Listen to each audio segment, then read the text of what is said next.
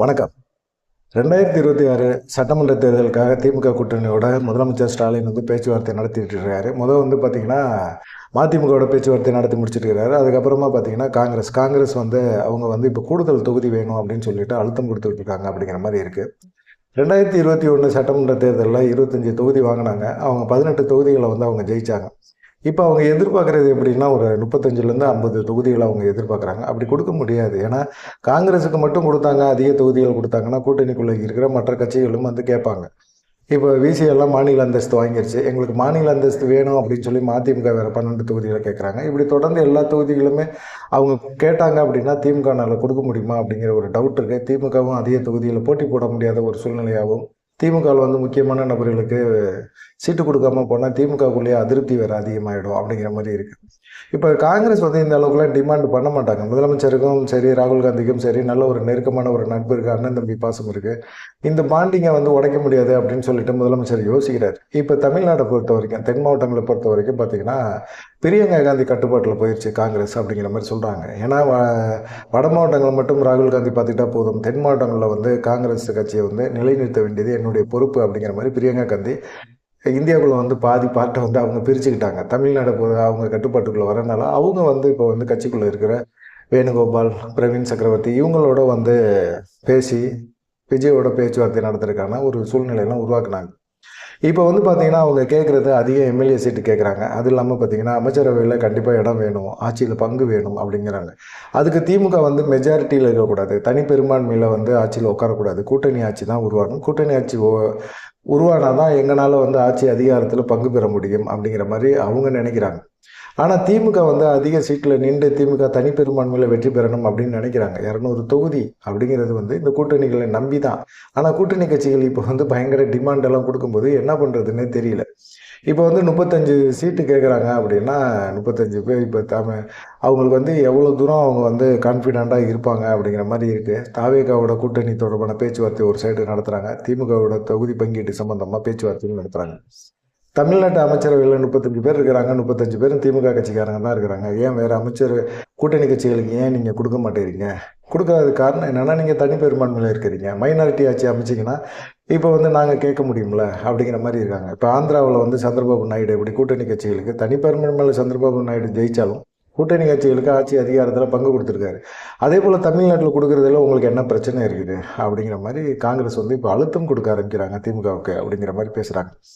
அது என்னன்னு கேட்குறாங்கன்னா, இப்போ எங்களுக்கு பார்த்தீங்கன்னா திமுக இல்லைன்னா அதிமுக அப்படிங்கிற மாதிரி மாறி மாறி நிற்கணும். இல்லை காங்கிரஸ் தலைமையில் கூட்டணி, அது இப்போல்லாம் சாத்தியப்படாது அப்படிங்கிறது தெளிவாக அவங்களுக்கே தெரியும். காங்கிரஸ் தலைமையில் யாருமே கூட்டணிக்கு வரமாட்டாங்க. அப்படிப்பட்ட ஒரு சூழ்நிலையில் இப்போ திமுக இருந்தது. அதிமுக பாஜக கூட்டணி அவங்க ஸ்ட்ராங் ஆகிட்டாங்க. அந்த மாதிரி சூழ்நிலையில் இப்போ காங்கிரஸுக்கு வேறு ஒரு வாய்ப்பும் இருக்குது. திமுக இல்லை அப்படின்னா தாவேகா சைடு பேச்சுவார்த்தை நடத்தலாம். விஜயோட பேச்சுவார்த்தையும் நடத்துகிறாங்க. அவங்க என்ன கேட்குறாங்கன்னா, சட்டமன்ற தேர்தலில் அதிக தொகுதிகளையும் ஆட்சி அதிகாரத்தில் பங்கும் தரோம் அப்படின்னு சொல்கிறாங்க. குறிப்பாக பார்த்தீங்கன்னா, துணை முதலமைச்சர் பதவி தரோம் அப்படிங்கிற மாதிரி ஒரு இதை சொல்கிறாங்க. அப்புறமா பார்த்தீங்கன்னா, மாநிலங்களவை உறுப்பினரையும் நாங்கள் தரோம் அப்படிங்கிற மாதிரி தாவேகா சார்பு சொல்லியிருக்காங்க அப்படிங்கிற மாதிரி இருக்குது. இது காங்கிரஸ் கட்சிக்காரங்களுக்கு தமிழ்நாட்டில் இருக்கிற காங்கிரஸ் தலைகளுக்கெல்லாம் பார்த்தீங்கன்னா ஒரு சந்தோஷத்தை கொடுத்துருக்கு. ஏன்னா நம்ம கேட்குறத விட அதிக தொகுதிகளை தராங்க. யார் அந்த கட்சி? விஜய் மாசு இருக்குது. இது ஓட்டாக மாறுமா அப்படிங்கிறத தாண்டி இன்னைக்கு இருக்கிற சூழ்நிலையில் 20லேருந்து 23% வாக்குகளை விஜய்னால் கன்ஃபார்மாக பெற முடியும் அப்படின்னு சொல்கிறாங்க, தனிப்பட்ட முறையிலேயே. ஆனால் விஜய் கூட்டணி அமைச்சு கூட்டணி கட்சிகளோட இது பண்ணார் அப்படின்னா அவர் கண்டிப்பாக ஆட்சி அமைக்க முடியும் அப்படிங்கிற ஒரு நம்பிக்கை இருக்குது. அதனால் அதிக தொகுதிகளை தரேங்கிறாங்க, துணை முதலமைச்சர் பதவி தரேங்கிறாங்க, அமைச்சர் பதவி கொடுக்குறேன்னு ரெடியாக இருக்கிறாங்க. தாவேகா சைடு நாங்கள் போகிறதுக்கு எங்களுக்கு என்ன வலிக்குமா? ஆனால் நாங்கள் திமுகவோட கூட்டணி வைக்கணும் அப்படிங்கிற மாதிரி தான் நினைக்கிறோம் அப்படிங்கிற மாதிரி ஒரு சும்மா அப்படி ஒரு பந்தா காட்டுறாங்க. அதை தாண்டி பார்த்தீங்கன்னா, விசிகாவும் அதே போல் தான், தொல் திருமாவளவனும் நாங்கள் எதுக்காக நாங்கள் குறைஞ்ச சீட்டில் நிற்கிறோம், எல்லாம் சனாதன தர்மத்தை ஒழிக்கணும், பாஜக உள்ள விடக்கூடாது, பாஜகவோட கூட்டணி வைக்கிற கட்சிகளை திரும்பவும் ஆளும் தரப்பாக கொண்டு வரக்கூடாது அப்படிங்கிறதுக்காக தான் நாங்கள் திமுக கூட்டணியில் தொடர்ந்து பயணிக்கிறோம். எல்லாருமே கேட்குறாங்க, மாநில அந்தஸ்து வாங்கிட்டீங்க, அதிக தொகுதியில் கேளுங்க, உங்களுக்கு என்ன எப்பயும் கொடுத்துக்கிட்டு இருக்காங்க, கேளுங்க. அதிக பேர் விசிகாவில் இருக்கவங்களும் அவங்களும் எம்எல்ஏ ஆகணும்னு ஆசைப்படுறாங்க அப்படிங்கிற மாதிரிலாம் அவரும் பேச ஆரம்பிக்கிறார். அது இல்லாமல் பார்த்தீங்கன்னா, ஏன் அதிகார பங்கீட்டில் நீங்கள் கூட்டணி கட்சிகளை புறம் தள்ளுறீங்க அப்படிங்கிற மாதிரி ஒரு கொஸ்டினுமே இப்போ வைக்கிறாரு. நிர்வாகத்தில் கூட்டணி கட்சிகளுக்கும் ஆட்சி அதிகாரம் கொடுங்க. ஏன் புறக்கணிக்கிறீங்க? புறக்கணிக்காதீங்க. எங்களை நிராகரிக்கிறது வந்து எங்களுக்கு உங்கள் மேலே இருக்கிற நம்பிக்கையை குலைக்குது அப்படிங்கிற மாதிரியெல்லாம் அவங்க பேச ஆரம்பிக்கிறாங்க. ஓரளவுக்கு காங்கிரஸ், விசிகா இவங்களோட 2 பேரோட நிலைப்பாடுமே வந்து முதலமைச்சருக்கு பயங்கரமான ஒரு கோபத்தை தான் ஏற்படுத்துது. இப்போ அவர் அந்த கோபத்தை எங்கே காட்டுவார்? இப்போ தமிழ்நாட்டு காங்கிரஸ் வந்து இந்த மாதிரி பேசுகிறாங்க அப்படிங்கும்போது இதை வந்து அவர் வந்து ராகுல் காந்திக்கு தான் சொல்வார். காங்கிரஸ் மேலிடத்துக்கு தான் சொல்வார். காங்கிரஸ் கமிட்டிக்கு வந்து இவங்க காங்கிரஸ் கமிட்டி இந்த மாதிரி டிமாண்டெல்லாம் வச்சுருக்காங்க. என்ன இது?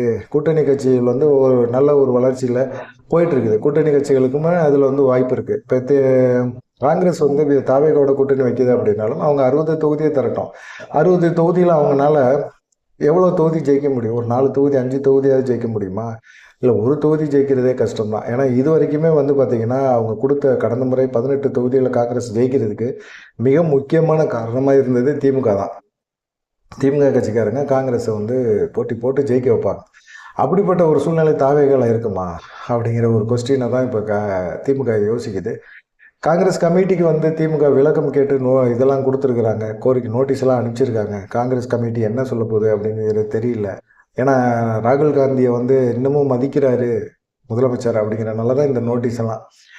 காங்கிரஸை பொறுத்த வரைக்கும் திமுக தாண்டி ராகுல் காந்தியோட இருக்கிற நெருக்கத்தில் திமுக தாண்டி எந்த விதமான ஒரு பெரிய ஒரு ஆப்ஷன்லாம் எடுக்க மாட்டார். திமுக இல்லை அப்படின்னா தனிச்சு கூட்டணி உருவாக்கணும் அப்படிங்கிற ஒரு சூழ்நிலையெல்லாம் மாறி இப்போ தாவேகோட கூட்டணி வைக்கலாம் அப்படிங்கிற ஒரு சூழ்நிலைக்கு வந்துட்டாங்க. அதனால திமுகவுக்கு வந்து ப்ரெஷர் கொடுக்குறாங்க, அழுத்தம் கொடுக்குறாங்க. இந்த அழுத்தத்தில் திமுக தலைமை ரொம்ப யோசிக்குது. காங்கிரஸ் வெளியேறினா கூட கவலை இல்லை, பிரச்சனை இல்லை. காங்கிரஸோட சேர்ந்து சிறுபான்மையினர் கட்சியும் விசிகா கட்சியும் வெளியேறும் அப்படிங்கிற ஒரு பயம் அவங்களுக்கு இருக்குது. இவங்க போனாங்கன்னா கம்யூனிஸ்ட்டும் போவாங்க. அவங்களுக்கு எல்லாத்துக்குமே வந்து அதிக தொகுதி தருவாங்க. இது ஏற்கனவே பார்த்தீங்கன்னா இந்த விஜயகாந்த் தலைமையில் ஒரு கூட்டணி போட்டாங்கள்ல, அந்த மாதிரி ஒரு கூட்டணி அமைகிறதுக்கு வாய்ப்பு இருக்குது அப்படிங்கிற மாதிரி பேசினாலும் அதிக அளவு சேதாரம் ஏற்படும். இப்போ வந்து பாஜக கூட வந்து பியூஷ் கோயல் என்ன பேசினார், அவங்க எடப்பாடி பழனிசாமியோட பேசும்போது கூட விஜய் வந்து விமர்சனம் பண்ணாதீங்க அப்படிங்கிற மாதிரி சொன்னார். ஏன்னா அவர் வந்து திமுகவோட சிறுபான்மையினர் ஓட்டுகளை வந்து சிதைக்கிறாரு. அது நமக்கு ப்ளஸ், அதை பார்த்துக்கங்க. ஏன்னா சிறுபான்மையினர் ஓட்டை அப்படியே திமுகவுக்கு போச்சுன்னா அவங்க ரொம்ப சுலபமாக வெற்றி பெறாங்க.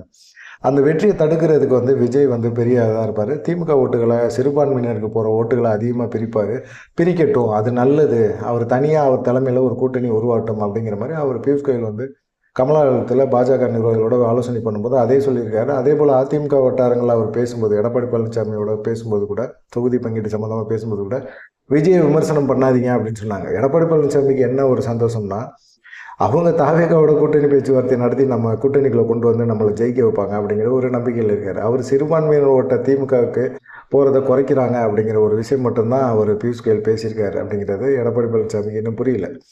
அதே போல் வந்து காங்கிரஸுக்கு வந்து இப்போ திமுக மேலே ப்ரெஷர் கொடுக்கறது வந்து சரி கிடையாது அப்படின்னு சொல்லி திமுக சைட்லேயுமே ஒரு இது பண்ணுறாங்க. அவங்க எங்கே வேணாலும் போட்டோம், அவங்க உரிமை, அவங்களுக்கு எங்கே போய் பேசுகிறதா இருந்தாலும் பேசட்டும், அதை பற்றியெல்லாம் கவலை கிடையாது அப்படிங்கிற மாதிரி இருக்காங்க. அதே சமயத்தில் பார்த்திங்கன்னா கிறிஸ்மஸ் விழா, இந்த விழாவில் வந்து காங்கிரஸ் அவங்க போட்டிருந்த விழாவில் வந்து பார்த்திங்கன்னா விஜய் வசந்த் இவர் எம்பி எல்லாம் கலந்துக்கிற மாதிரி இருந்தது. அதே போல் தாரகை கத்பட் எம்எல்ஏ, காங்கிரஸ் எம்எல்ஏ அவங்களும் கலந்துக்கிற மாதிரி இருந்தது. நோட்டீஸில் எல்லாம் அவங்க பேரெல்லாம் இருந்தது. திடீர்னு பார்த்திங்கன்னா எங்களை கேட்காம நோட்டீஸ் போட்டாங்க அப்படிங்கிற மாதிரி அவங்க 2 பேருமே அதை நிராகரிச்சிட்டாங்க. அந்த விழாவிலையும் கலந்துக்கல. ஆனால் திருச்சி வேலுசாமியெல்லாம் கலந்துக்கிட்டார். இதெல்லாம் பார்க்கும்போது காங்கிரஸில் வந்து முக்கியமான தலைகள் கலந்துக்கல. ஆனால் காங்கிரஸில் சில நிர்வாகிகள் போய் அந்த மாதிரி தாவேகா கூட்டுற கிறிஸ்மஸ் விழாவில் கலந்துக்கிறாங்க. அப்படிங்கும்போது அதை எப்படி பார்க்கறது அப்படிங்கிறது திமுகவுக்கு தெரியல. திமுக வந்து அது சந்தேக கண்ணோட்டத்தை தான் பார்க்க முடியும். ஏன்னா தேர்தல் நெருக்கம், இந்த நெருக்கத்தில் வந்து காங்கிரஸ் திடீர்னு தாவேகா சைடு போயிடுச்சு அப்படின்னா அது மிகப்பெரிய ஒரு அழுத்தத்தை கொடுக்கும் அப்படிங்கிற மாதிரி திமுக தலைமை யோசிக்கிறாங்க. அதுக்காக என்ன பண்ண முடியும்? காங்கிரஸ் வந்து நெருக்கடி கொடுக்குது அப்படின்னா அது கேட்குற 35லேருந்து ஒரு 50 தொகுதிகளை வந்து கொடுக்க முடியுமா? கொடுக்க முடியாதுல்ல அப்படிங்கிற மாதிரி யோசிக்கிறாங்க. பார்க்கலாம். காங்கிரஸுக்கு பெருசாக ஓட்டு சதவீதம் இல்லை. சிறுபான்மையினர் வந்து காங்கிரஸுக்கு நிறைய பேர் ஓட்டு போடுவாங்க அப்படின்னு சொல்லிட்டு காங்கிரஸ் தலைமை நம்புகிறாங்க. சிறுபான்மையினர் ஓட்டு விஜய் சைடு போனோம்னா அங்கிட்டு வந்து அதே ஓட்டு தான் திமுகவுக்கு உழுவுற சிறுபான்மையினர் ஓட்டு, எதிர்ப்பு ஓட்டுகள் அப்படியே விஜய்க்கு போகுது அப்படின்னா அது காங்கிரஸ் கட்சி அந்த சைடு போனாலும் அதே ஓட்டுகள் தான் போகும் அப்படின்னு சொல்லி திமுக தரப்பு யோசிக்கிறாங்க. காங்கிரஸ் போனால் போயிட்டு போகுது. அதுக்கு காங்கிரஸ் கமிட்டிக்கு வந்து நம்ம ஒரு நோட்டீஸ் கொடுத்துருக்குறோம், அதுக்கு பதில் சொல்லட்டும். கூட்டணியில் தொடராக தொடரட்டும், இல்லை என்றால் அவங்க போகட்டும், அவங்களுக்கான வழிகளை நம்ம திறந்து கேட்டை திறந்து விட்டுருவோம், அவங்க போட்டோம், அதனால் ஒன்றும் பிரச்சனை கிடையாது அப்படிங்கிற மாதிரி அவங்க பேச ஆரம்பிச்சிருக்காங்க. இது சம்மந்தமாக உங்களுடைய கருத்துக்கள் என்ன அப்படிங்கிறத சொல்லுங்கள்.